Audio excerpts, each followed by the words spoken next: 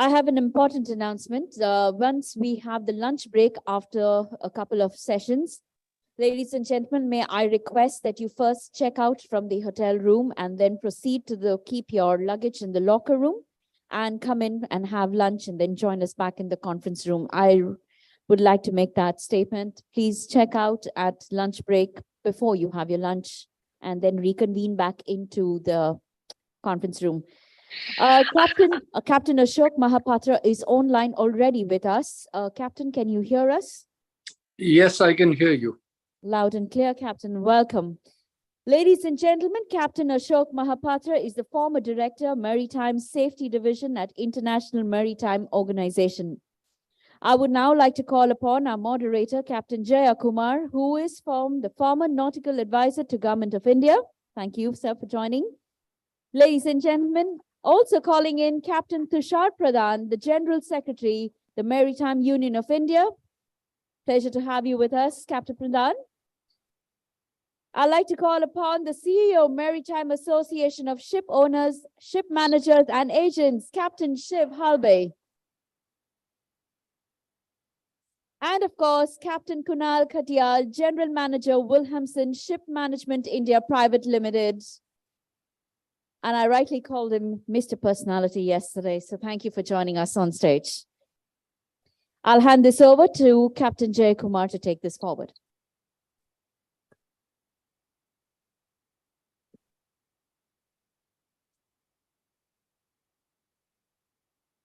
Thank you for being much obliged. Thank you for that.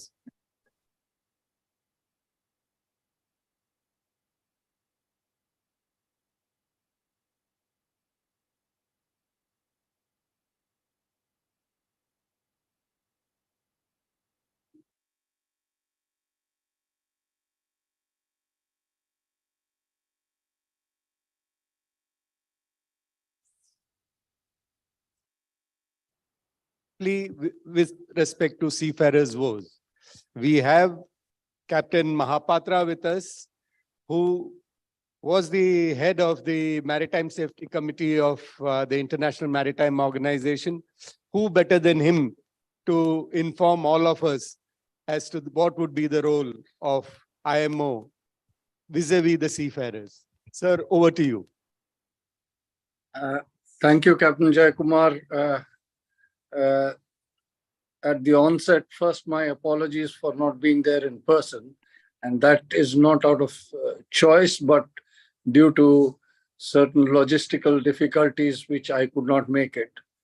It indeed gives me a great pleasure to speak here with you all for a few minutes, just to bring out a few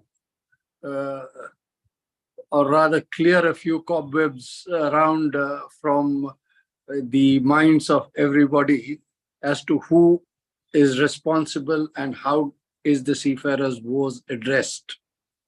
Now, at the onset, the situation becomes a little more complicated, primarily because of the various jurisdictions that one travels through when shipping, because it's an international jurisdiction and ships move from one place to another, and then the national laws of this, first the flag state and then the coastal state comes into the picture. So, and let me make very clear, because there is some kind of misnomer that IMO is responsible for the seafarers. Unfortunately, that is not totally correct. The IMO primarily is a technical legal body which does develop and adopt regulations for shipping with related to safety, security, and pollution of the environment. Traditionally, the issue of seafarers has always been with the International Labour Organization.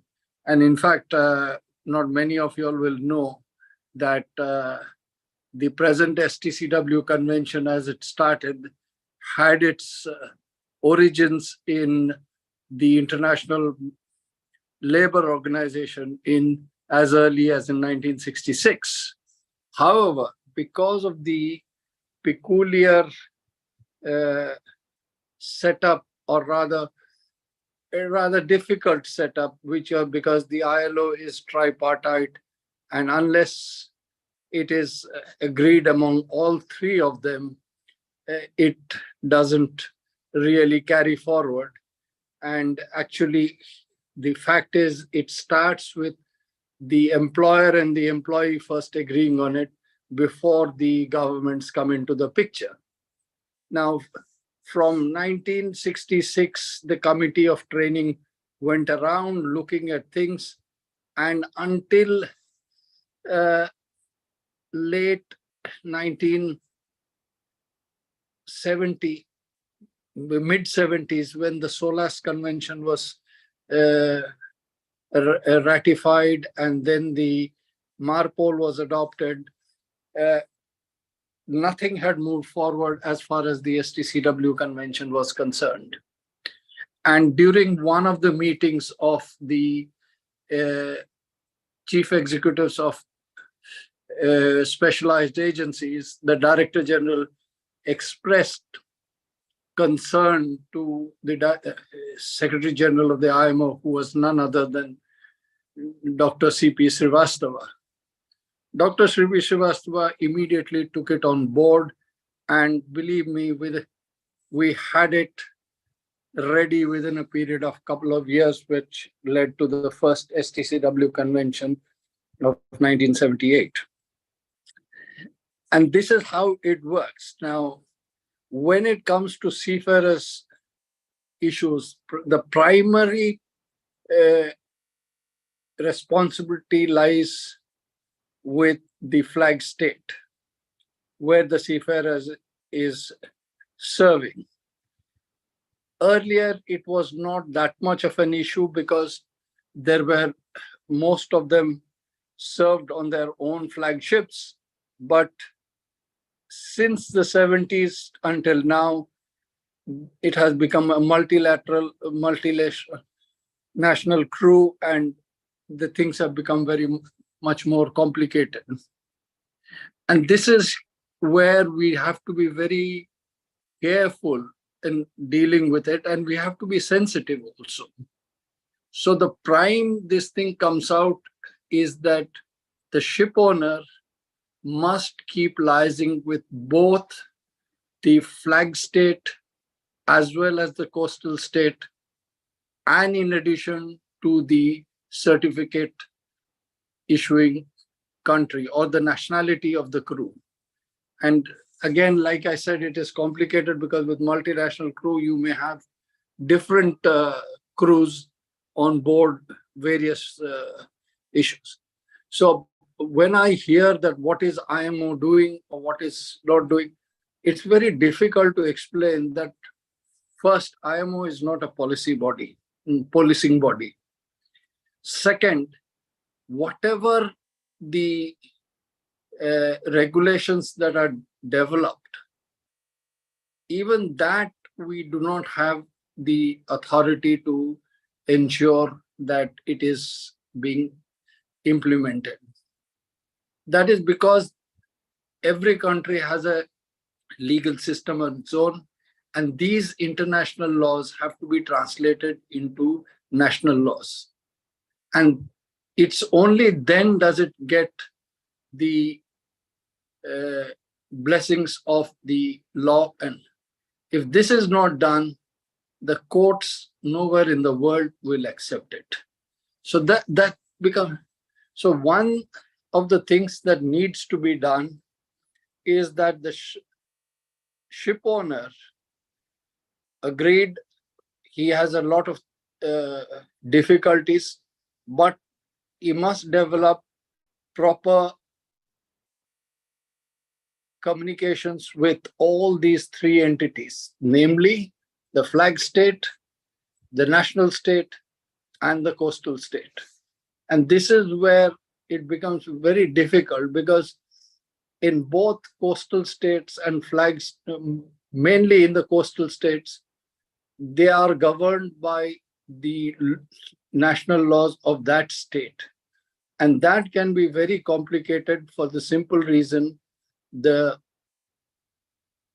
people who deal with shipping are not the people who deal primarily with whether it comes to uh, immigration, shore leave, because that comes under a different ministry, and that each country has its own interests or own challenges that it has to meet.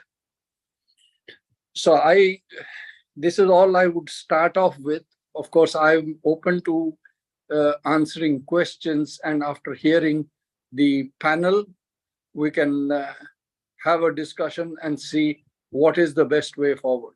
Thank you. Thank you, sir. Can I request the panelists to please come on the dais? Thank you, Captain.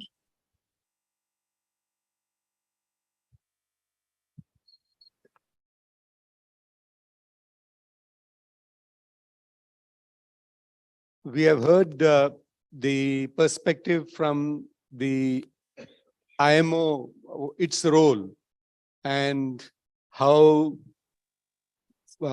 it has a very limited role in case of individual incidents that can happen. But then who is responsible and what are the seafarers' woes? It's a very wide topic.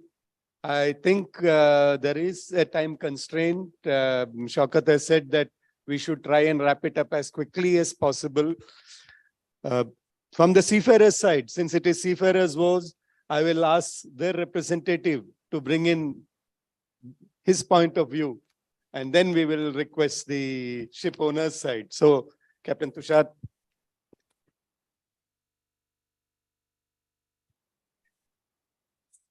Yeah, take this.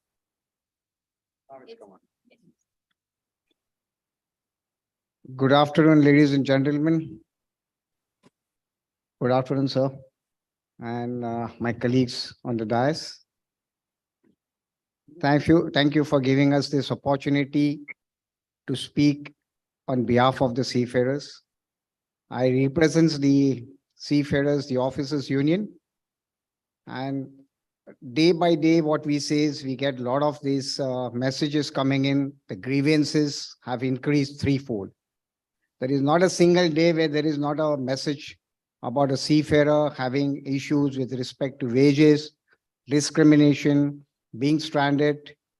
And there are even small trivial issues. There are even family issues that are happening. A lot of families are writing to us directly.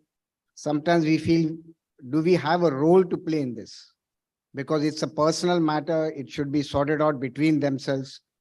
But then here we are, since they do approach us, we have to come to their aid. So as far as the grievances are concerned, the most serious ones are the ones which have been either stranded for no fault of them. There are many of them, and they are for years together languishing in jails. Our governments are doing a lot for them, but that lot is still not enough. Just a few cases I would like to speak. There are 3 officers which are stranded in Iran: master, chief engineer, and a second officer. They have already paid the fines. Their families have gone across. They've paid those $10,000 each. They have the court receipts. They have finished their term of imprisonment, and they are still not being released. Now, I've been around in the hem for the last 6 months, and I've been handling this case. I've even had the second officer's wife come over from Pune. And since our ITF Captain Stephen Cotton was there, I introduced her with him, and still nobody can get them released. It has gone to the External Affairs Ministry. This case, the second officer's wife had personally gone and met the Chief Minister of Maharashtra. They have issued a letter. It has been taken up by a government now, but they're saying it is now going to be on exchange of prisoners. So we do understand that the governments are also having issues. It is not easy for anyone, These cases are well registered with the DG shipping, because every case that we get in, we go to the DG shipping, we go to the shipping master, we also approach the embassies to resolve as quickly as possible. But it is taking time, and I do not know how long the families have to hold the patience. There are cases in Senegal, there are cases in Dubai. We all know the very famous one of Hirakidan, which is there with Nigeria, no fault of the officers. And what we have been seeing of late is the Indians are the ones which are always been abducted or being held back. There are also other nationalities on board, but they all get released. But it is most of the time it is the Indians who get stranded in. Either our government is a bit slow. There is a very famous, very clear thing from the government. We are not going to give any money. Well, we respect that. Nothing wrong in it. But then you have to have a better, dialogues or through different channels from the owners. They have to pressurize the owners or the flag states to get them released. And unless these things happen, our families are going to suffer. The families also ask us if we can assist them, because you see, they're financially also broken down. Leave apart what they face, but the finances is something only keeps you going. Emotionally, they are already broken down, but who's going to give them the aid? Nobody. Even the owners stop giving the finances. And how long can even the unions keep giving the finances? We also have our restrictions. So this is one of the major things. As an MUI, we reach out to every seafarers, but we do find that a lot of them are not paying our membership. They do not want to come forward. They feel the fee of 1,800 is far too much to be paid on an annual basis. And that's a joke. We go out for a dinner tonight, the 2,000 rupees we spend within no time. Even the companies are reluctant to give us the welfare benefits, because it is only through that money that we do offer them even the medical assistance, reimbursement. We also assist in the education, giving scholarships. But unless people reach out to us, we cannot do much about it.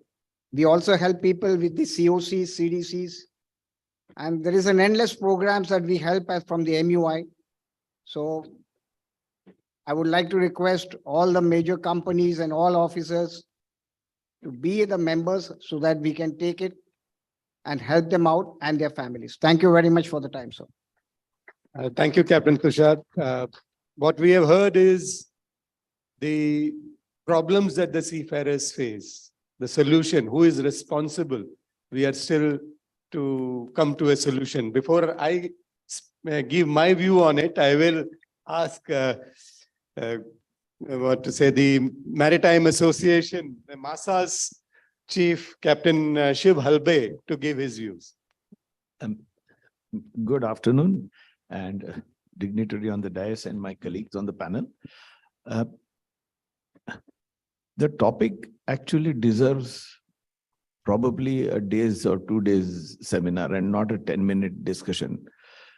When the Maritime Labour Convention was formulated in 2006, it was much wanted as the Seafarers' Bill of Rights, that once this comes into place, all problems will be over. The contents of the convention, quite a few of the items or items in the convention are codification of practices which already existed, surely for seafarers. Before the convention came in, many of us have started our sea career in the 70s or 80s, or maybe even before that. Shore leave was hardly a problem anywhere. We never had an issue. Okay, we always knew that when the ship goes to Saudi Arabia, there is no shore leave. We knew that. It didn't bother us too much. But rest of the world was fine. Some of the places, the shore leave was a bit restricted, that, if you, in the old China, if you went, I'm talking of in the 80s, you had the Seamen's Club would send a bus and they would take you at 7 o'clock, and 10 o'clock they will deliver you back, but you couldn't go for a walk in town. Okay, so be it. It didn't bother us too much. But today, if you see, especially the true colors of the world show up when something happens. And the pandemic is something which showed us the true world, what it is. How many of you have heard of what is known as the Neptune Declaration? I'm talking about the seafarers. Have you heard of that? See, well, you're not a seafarer today. You're yesterday's seafarer. Who? Okay, day before yesterday seafarers, not excluded.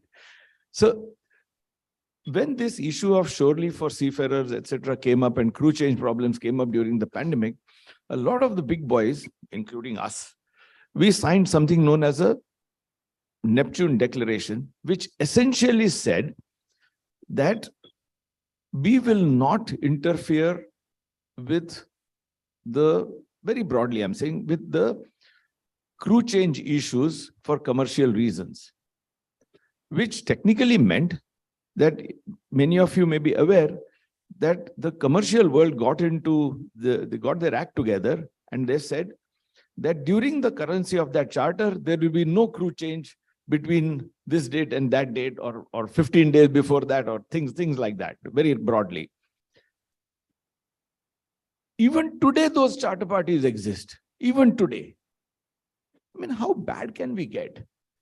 There was a remark made in the morning earlier session that the shipping industry is not insular. It is now sort of a seamless transfer from one mode to the other.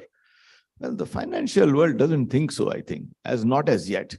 Because why would you sign this? You don't have any constraints about movement of cargo. That was not a problem. But movement of seafarers was a problem, which is ridiculous. It's absolutely ridiculous. Did we do something about it? Yes.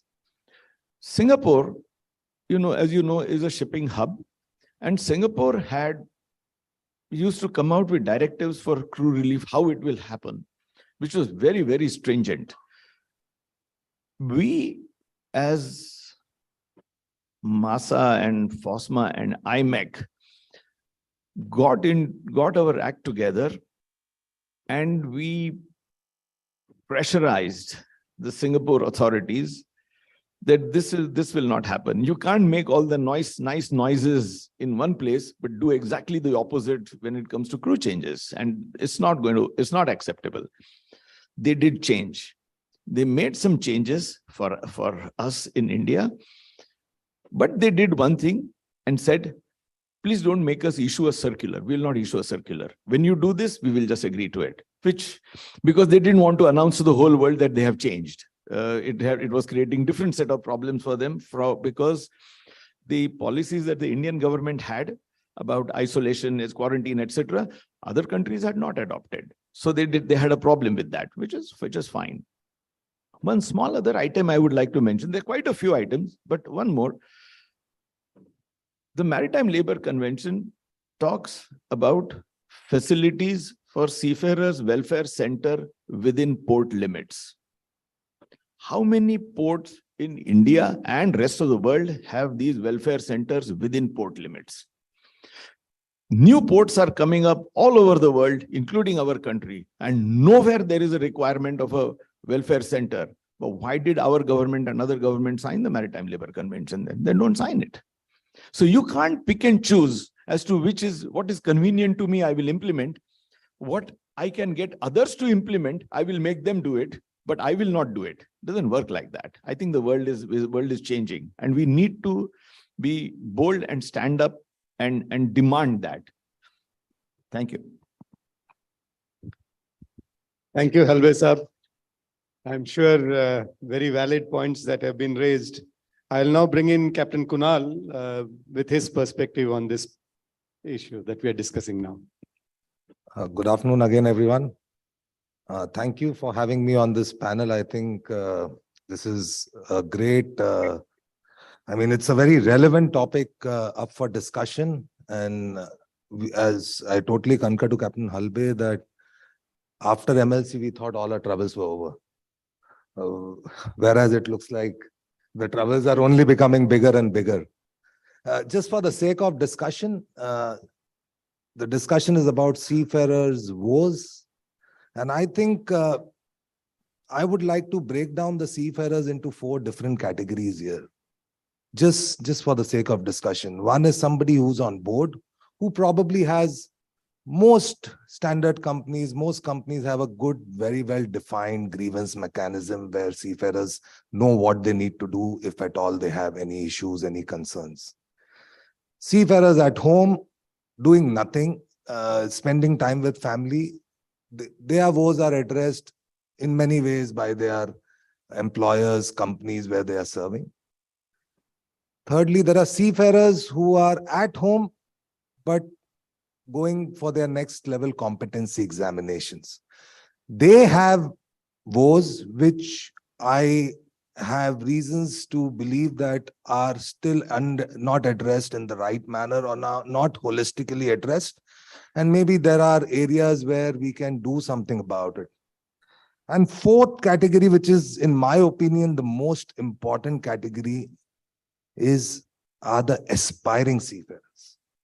While they do not, I mean, though we have so many mechanisms in place, though we have so many ways by which our administration has tried to curtail it down, have we actually managed to bring it to what we want or what we desire? Aspiring seafarers are still getting entangled into various malpractices.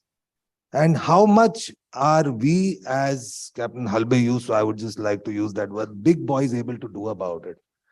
Yesterday, somebody told me, I was always under the impression that we have 35, 37 unions. I believe it's reached 68.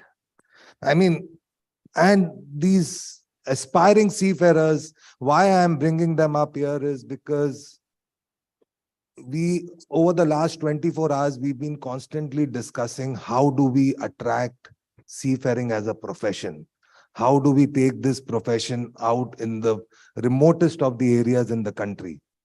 And I still see so many seafarers, aspiring seafarers getting into wrong hands and, getting, as Captain Pradhan said, somewhere stuck in Iran or maybe I don't know what are the dynamics behind it, but so many young seafarers who are just taking up this profession and getting into trouble. So that's a platform where I really don't know how many avenues do these young boys have to reach out. We were just discussing the other day, Captain Halbe was there when we were discussing about, we all coming together and finding a mechanism whereby, we put up a barcode, scan it, see if this is a relevant, genuine appointment letter issued by a RPS certified company. How do we do that? What more can we do to have this industry free of these malpractices? So that's something which I wanted to bring on the table and have a discussion about. Thank you. Thank you, Captain Kunal. What we have heard is the views. Now, with regard to who is responsible, I think we have not yet addressed it. And I'll give you my view on it. I have been in the government, so my view may be biased towards the government, but looking at it in a balanced way, I will invite attention to what Captain Mahapatra had said. It is when we as a seafarer join a ship, we never ever look at the flag of the ship. If I am going for a job, let's say to the US, and an incident happens in the US, which is the law that applies? Is it the Indian law or is it the US law? Similarly, as a seafarer, when I am joining a ship, what is of most importance for me is to know which country's flag am I going? What are the laws there? Unless we get clarity, every seafarer needs to know the flag that he is joining and what are the laws, what are the responsibilities that they are willing to take for the seafarers. Second comes, we come across a number of such issues, is if today I drive a car, let's say again, since I used US as the example, and I meet with an accident there, can the government from here do anything? Or am I required to go through the legal process of that jurisdiction? And again, not bringing in the different legal systems that are there of the world, but if I commit an incident, I won't say a crime, in a particular jurisdiction, I would have to go through the process in that jurisdiction.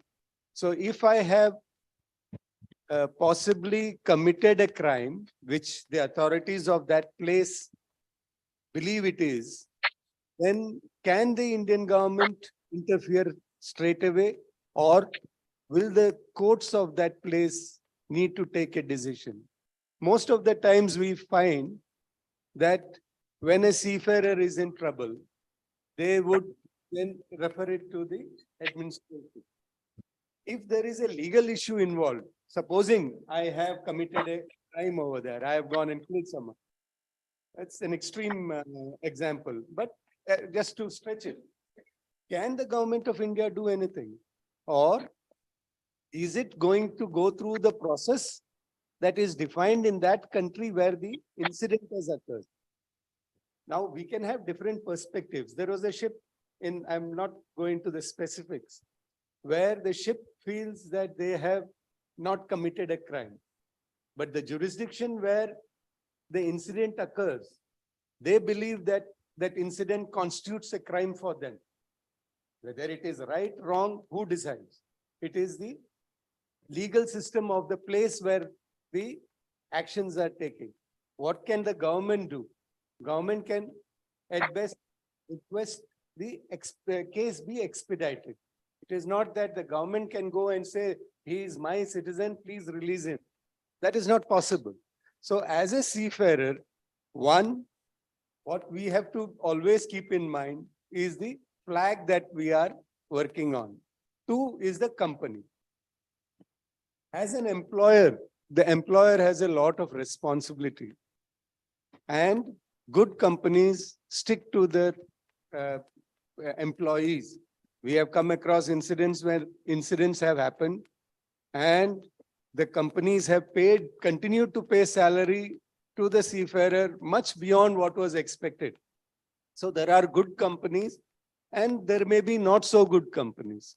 So if you choose to go into companies that may not be to the standard that others are maintaining, then responsibility rests on you. Yes, every authority, every institution from the company downwards will put in their effort. But as a seafarer, I would suggest that each one of us be aware that responsibility also rests on us. So these were my views. If there are, I'm sure there is a lot of time restrictions. If there are any questions, I'll leave the floor open for questions.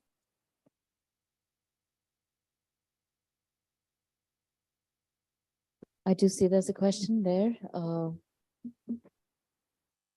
Sir, did you raise your hand? Yes.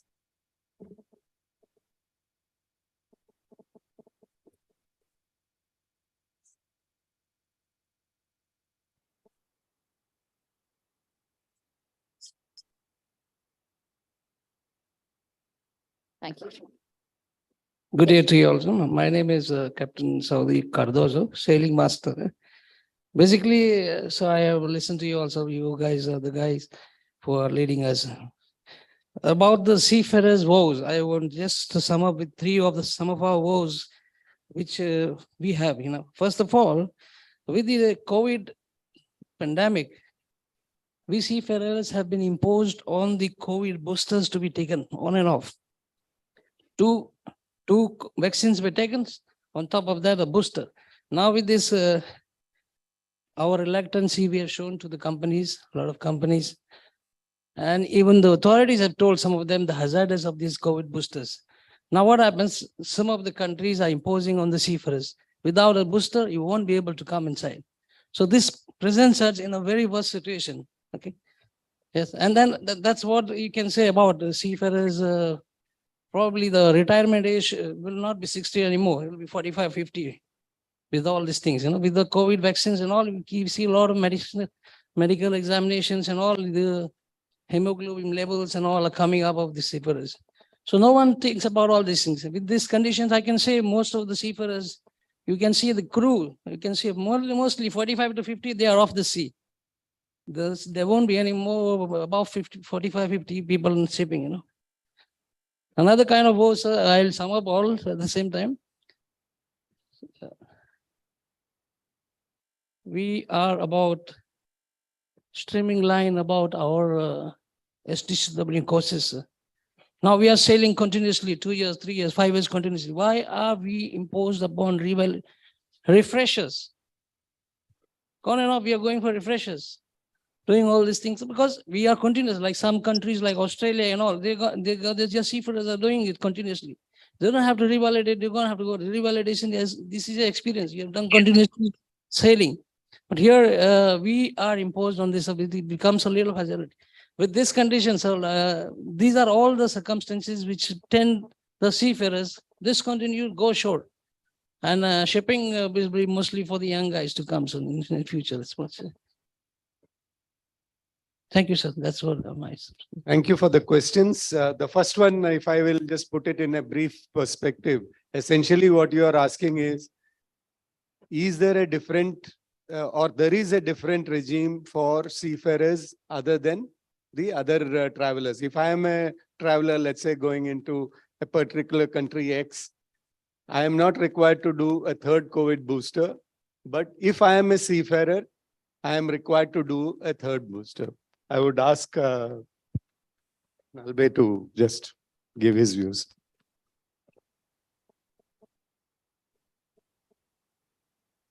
Thank you, Captain. I think that's a very, very relevant question in today's times.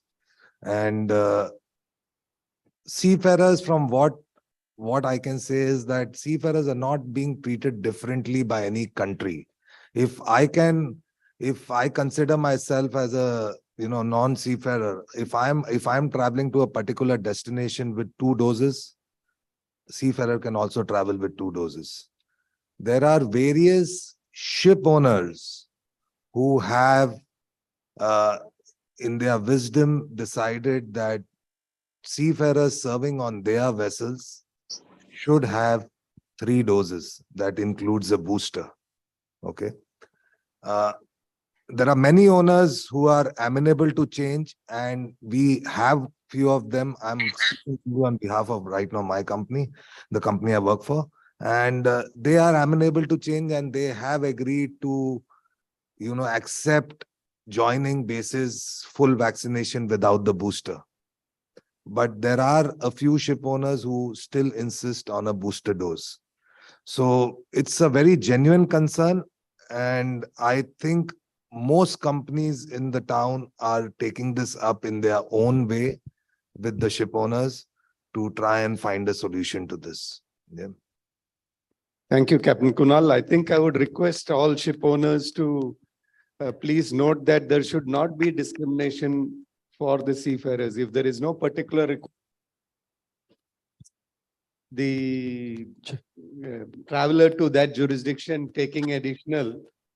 Yes, Captain Pradhan. So being from the manning industry, what I would like to tell you people here.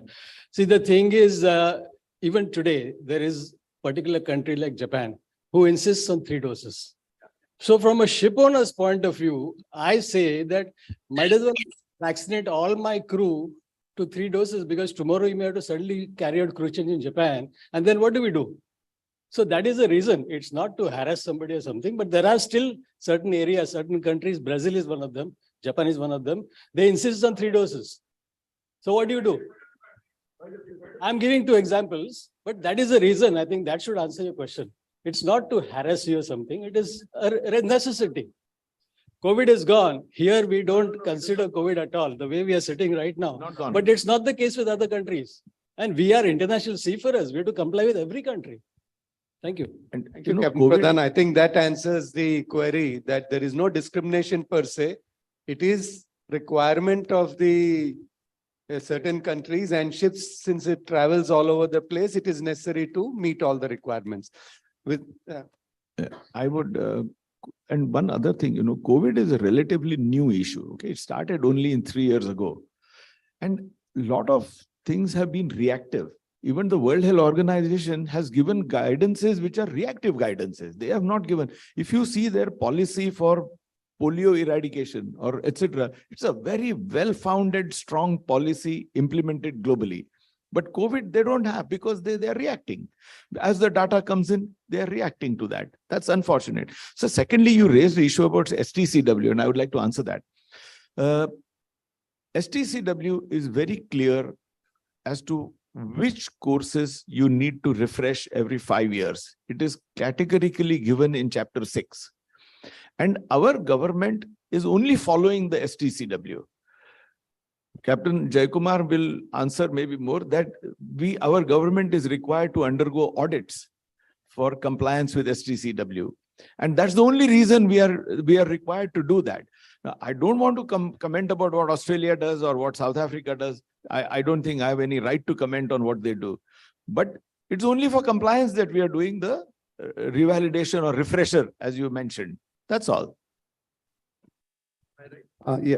I'll just clarify on that a little bit later. We have Captain Daniel with us online. Daniel, you can say a few words. Thank you, sir. It's a big surprise. Shaukat has put me in here. Thank you, everyone. Regarding the second question, I would like to take, and I would like to tell, like I have been telling in many other forums also, please don't compare apples and oranges. Please, because apples are apples and oranges are oranges. India is a labor supplying country, and our responsibility is much more than other countries. We are complying strictly with STCW requirements. Okay. The refresher things, every country needs to comply with this. And it is not that A is doing it and B is not doing it. The refresher is for every seafarer who has been sailing or not sailing. If you're sailing, these refresher courses are those courses which the seafarer cannot maintain that continued proficiency on ship, like jumping into water with life jacket. This cannot be done on ship. The refresher aspects which are required is only for the requirement of STCW compliance continued proficiency. And quickly, because I know the shortage of time, there was an earlier speech also I could make out. There were these requirement of people were telling about shore leave. I would like to tell few things or few takeaway from this seminar which can come up. As Government of India has promulgated the Essential Services Maintenance Act 1968, in which the definition of essential service is given, like it means any railway service or any transport service for carriage of passengers or goods by land, water, or air, with respect to which Parliament has powers to make law. Shipping services has been already declared and defined as essential service in India. And DG Shipping, Government of India had been very proactive during COVID time, recognizing the role of seafarers. They are playing a widespread role in world trade and global commerce. And DG Shipping had been sympathetic to this, their need of change, and had given series of SOPs and series of proactive measures, and had come up with crew change and crew relief requirements. This activity after COVID, unfortunately, we are getting informations that people are still being denied shore leave, Indians in Indian ports. So this is a key challenge. DG Shipping has already, I can remember in 2013 had clarified that every port has to give shore leave, has to provide shore leave. And again in 21, we had clarified this with a circular. But certain ports are having issues probably because of the other ministry where Ministry of Home Affairs is involved. So what I can suggest in this outcome of this seminar, a white paper can be produced or key takeaways can be produced, where with SID, this what is there in paper has to come in reality. Maybe it can be given it to Ministry of Home with a paper from Ministry of Shipping to Ministry of Home to clarify that seafarers are into essential services and having SIDs. So they should be given special immigration, special access in airports and ports, at least in India, and surely unrestricted in Indian ports. Thank you. Thank you, Captain Daniel. That's a thought that we can have. Yeah. Only one aspect is to try and get a special preference. I think you need a maritime constituency, and that goes back to what Mr. D.T. Joseph has been saying from ages, and it never really materialized, but I'm sure we can continue to try. I would like to thank each one of the panelists, and both on the stage here and online, and all the participants in the room and elsewhere for having joined us for this session. Thank you so much. We are run out of time. Thank you all once again. Captain Jayakumar and his team panelists, please continue to be on stage as I call upon Captain Shaukat and Captain Kaustav Pradhan to please come up and hand over a token of appreciation to our panelists, please. Ladies and gentlemen, Captain Kaustav Pradhan and Captain Shaukat. Let's hear a big round of applause for our panelists. Captain Daniel, thank you. And Captain Ashok Mahapatra, also thank you for joining us online. Very enlightening session. And we can hear the round of applause.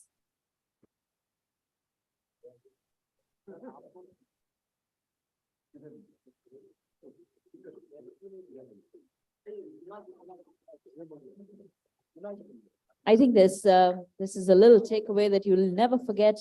FSM 2023 at Goa. Captain Shaukat has ensured that. And I actually have been getting, Captain Shaukat, a lot of people have been telling me to increase the conference days to 4 or 5. So that's a thought you can take away. Thank you so much. Thank you. We're now moving on to, and we have already a very eminent person who is joining us online. And of course, Captain Shaukat will moderate this session. Mr. Sachit Chatterjee, research scholar in Artificial Intelligence, University of Amsterdam, is joining us live from Amsterdam. Ladies and gentlemen, let's hear a thunderous round of applause. Okay, so I'm going to moderate this session because Sachit is very close to me. I've been monitoring his progress, and it's been a revelation. You know, when I spoke to Sachit at the beginning and I asked him, invited him to talk here, we had a brief description on what he's going to speak on. And believe me, for the first 10 minutes that he spoke, everything went over my head. And I said, Sachit, you can't speak like this because the audience will not know anything what you're speaking. So his topic is neurosymbolic integration. How many of you can understand? Look above your heads. So the basic concept of neurosymbolic integration, as I understand, what he wanted me to understand, is that today he's going to talk. Can we have Sachit online? Sachit, if you can hear me. You're speaking to a very, very niche audience of people who absolutely have no knowledge of what you're going to talk about. He's speaking, he's a research scholar, he's a PhD from Amsterdam University, studying for his doctorate, and he's presently in Amsterdam. And he tells me the concept of neurosymbolic integration, he will of course explain, is integrating the human brain in the brain of a robot, something like that. Artificial intelligence is not just about wearing headsets. As Elon Musk once said, that artificial intelligence is much more than what we think, and it's going to control our lives. It already is. So Sachit is going to talk about his program and what his study is. He is a research scholar. He's also a trainer on artificial intelligence infusion and the integration of the human brain in research in the minds of robots. So in future, you might have robots who are more intelligent human beings. So Sachit, when I hand over to you for the next 12 minutes, say hi to everybody. Hi from my side. Thanks for joining in. Over to you, Sachit. I hope you can hear me. All clear? Yes, all clear. Okay, excellent. Thanks very much for inviting me here. Thanks. I'm very happy to be here. And Indeed, neurosymbolic integration can be a very, very difficult field to study. And essentially, the presentation or the thing that I'll be presenting to you now will just touch upon neurosymbolic integration. But mainly, I would prefer, or I would like to talk more about how AI, or AI is all over in our media today, and everyone speaks about it. But there are very few people who actually sort of understand uh, the foundations of it, and how and what an AI system actually is. So since we will be getting into this whole conference is about the future of work, then I would rather speak right now about how AI impacts the future of work, and how also neurosymbolic integration touches upon that. So I have okay. I did make a small presentation for this, but this is okay. I think I can do it without. Let's see. Okay. So firstly, very quickly, I'm Sachit Chatterjee. I did my bachelor's in artificial intelligence at the University of Groningen in the Netherlands. I have worked in the past with companies like CERN and NICHEF, which are giant particle physics labs. I have also worked in industry for a company here with automated logistics and optimal job short scheduling. So stuff in towards the navigation field. But again, I personally don't have a lot of experience in maritime. So unfortunately, I can only give you high-level overviews of how it might impact your field as a whole. And currently, I'm a postgraduate student at the University of Amsterdam, where I'm also studying artificial intelligence. So the first question, of course, is what is artificial intelligence? Essentially, artificial intelligence is a system where you give it some inputs and it gives you some outputs. That is, in general, what an AI system is. And generally, these outputs are what one might consider to be intelligent, although there is no consensus about what intelligence actually is. So, for example, you can give it some data, and it'll give you a forecast. So, for example, some profits from the last 10 years, and it might predict how these profits might increase or decrease over the next few years. You might give it a photograph of, for example, someone playing baseball, and then the computer might describe this image to you that says, this is a person who plays baseball. So this is a field called computer vision. It's also coming up in, well, let's say fashion right now. So for example, image generation is a very big field. You might give it a map, you might give it some measurements, you might give it some delivery addresses and use some, for example, some ship measurements or cargo measurements. You input all of that numerically into a computer, and then the computer might, for example, give you an optimal navigation route. So this is, for example, called automated planning. It's also a very important field in AI right now. And of course, it should be very important for all of you. But the main question is, so these are fields that broadly encompass AI. So the main question is, I mentioned there are inputs, there's a system, and there are outputs, but what is the system, right? So there are generally two schools of thought. So one is that you have this data-driven approach where you just say you give the machine tons and tons of data, and it will learn by itself what are the relationships between the inputs, and it'll construct the outputs in a way that makes sense from previous history. So for example, if you see some inputs interacting such that the output increases, then it'll know that whenever these two inputs interact, the output will increase. So it's a simple correlational sort of, it's a simple correlation that it's understanding. So that in modern parlance, that is what we would consider machine learning. So you just give it a bunch of data. There are some very, very smart algorithms, and it essentially learns these relationships from the data. The second is called rule-based.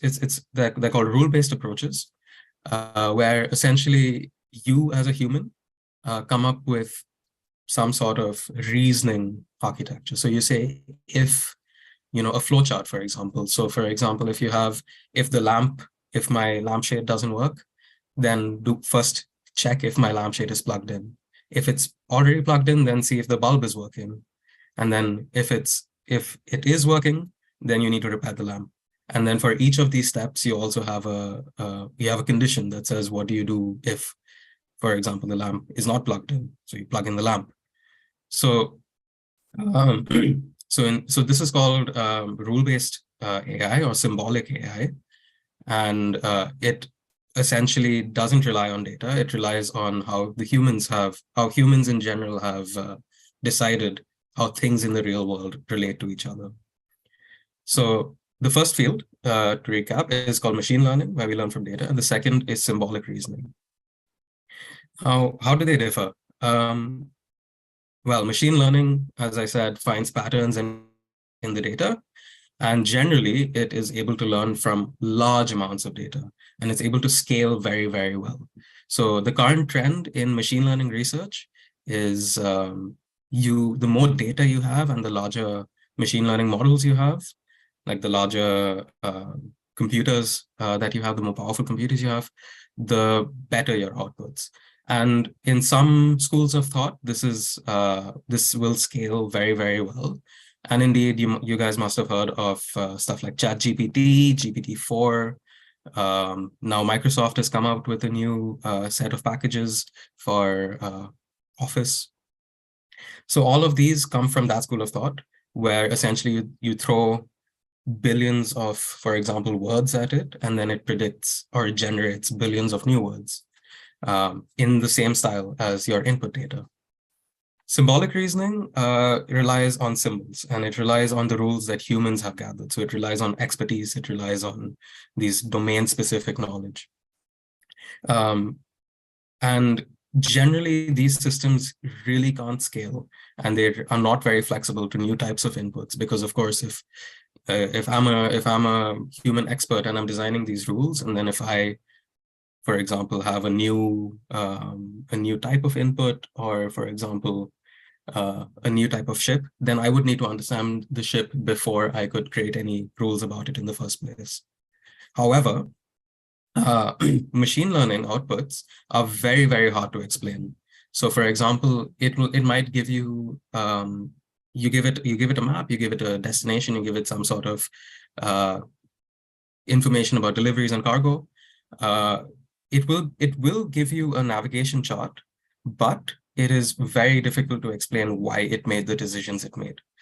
And also, it can only approximately solve problems. So it won't give you an optimal solution, it might give you a good solution. So similarly on the other hand, for symbolic reasoning, by definition, since it is following structured rules, it is explainable, and it can optimally solve problems. So if this navigation chart that you get from the symbolic reasoning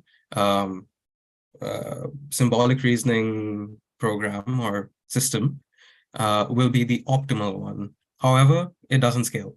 So there are sort of pros and cons to each one. So what I'm studying is a possible solution, no one really knows for sure, which is a hybrid approach. So we have some aspects which are human designed. So for example, you rely on probability, you rely on some rules and some handcrafted rules, but the majority of the work is machine learning. So it's very flexible to new inputs. It's able to scale very well, et cetera, et cetera. But we currently don't really know what the balance is. And so that's what I'm studying. So why should you use AI? Like, if things have been going really well in the last 300 years, why should we suddenly switch to this new thing? Well, there are a bunch of opportunities that you can take advantage of. So one is, for example, efficiency gains. So if you have a system that can find optimal solutions for you, or at least approximately optimal solutions for you. You can save on things like energy usage. You can save on things like how often do you need to replace parts, or you can make all your customers happy by not letting them wait. And especially when you have a very large company or a very large system, then having machine learning systems might get you faster and better results than having, for example, 24 people working on it for several weeks. However, of course, I have now worked in professionally in sort of a pure navigation thing. So this is just what I know theoretically. But of course, this is still a potential. There are also safety improvements. So for example, how often do you need to replace parts? Maybe you have a camera pointing at a particular part on the ship, and then just through computer vision, it's able to give you the status of that, for example, that part. We know that right now we have machine learning systems that are better at diagnosing cancer than doctors at the moment. So at least these systems are being developed and deployed. You can also have new business models. So for example,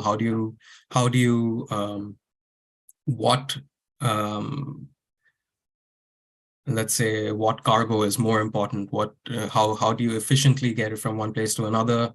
If you have such a computer machine learning system, then you can also outsource this. You can have a new patent on it, etc., etc. So you have a lot of efficiencies that can come from these machine learning systems, but there are some challenges that you also need to keep in mind. One is that especially with machine learning systems, the quality of the data is very, very important. So in AI, we have a phrase, it's called garbage in, garbage out. Well, it is very true. So if you have really bad input data, then you can't expect your machine learning system to act very well. So that's in the same vein as if you have a student and you don't have a very good teacher, then you can't expect the student to be very good. It's only natural, it's intuitive. You will need more skilled workforce. So as these systems get bigger, and for example, if you're using a symbolic reasoner, then you will need an expert in the field to design these rules. You will need more and more skilled workforce to be able to handle such compute and these technological advancements. And third, and what is actually most important to me, is privacy and security. So if you're training a model that has data from previous, for example, customers, then how do we make sure that what the machine learns is not, for example, is not overfitting or is not perfectly aligning to one customer's models? Or for example, that your machine learning model, if you deploy it in the real world, will not release some sort of privacy or will break some sort of privacy with respect to your customers or your own business. So these are quite a few challenges that we are still facing and that we are still trying to understand ourselves. But in general, I think the landscape of AI is extremely, extremely vast and extremely, extremely changing very quickly. And though it seems like right now, it seems like it is a hype, in general, I think AI will be useful in the future of work, in the future of study, in the future of everything. Just as Photoshop is so useful in art and cars are so useful in driving, for example, or like compared to horses is what I mean. So in general, I think AI is such a promising field, but it really needs to be used diligently and it needs to be used responsibly. And since all of you have been patiently listening to my talk, I hope that you also go forth and have a bit more understanding about what AI is. It's a 15-minute talk, but people spend their lives understanding this field. So yes, I hope all of you have had a good time at Future Skills Maritime, and thank you for inviting me. Thank you, Sajid. Thank you for that very informative session on AI. I would like to call upon Shaukat Mukherjee to actually, we have a small token of appreciation, but it will be shipped to you. He wants to just show it to you. He's ensuring that everybody comes to Goa. So you'll have to show it to the camera there. There it is. And that's coming Excellent. your way. Thank you very That's coming much. your way. All right, thank you. Thank you for your time. And ladies Thank and you. gentlemen, with that, we will take this forward and out on to lunch, where you get to savor some local Goan cuisine. Yes, and Shaukat is kindly reminding me, please do not forget to check out first and then proceed for lunch. And ladies and gentlemen, we will reconvene in about 40 minutes straight, right up to here. So that's 2 o'clock into the conference room. All right. See you at lunch, ladies and gentlemen. We will reconvene at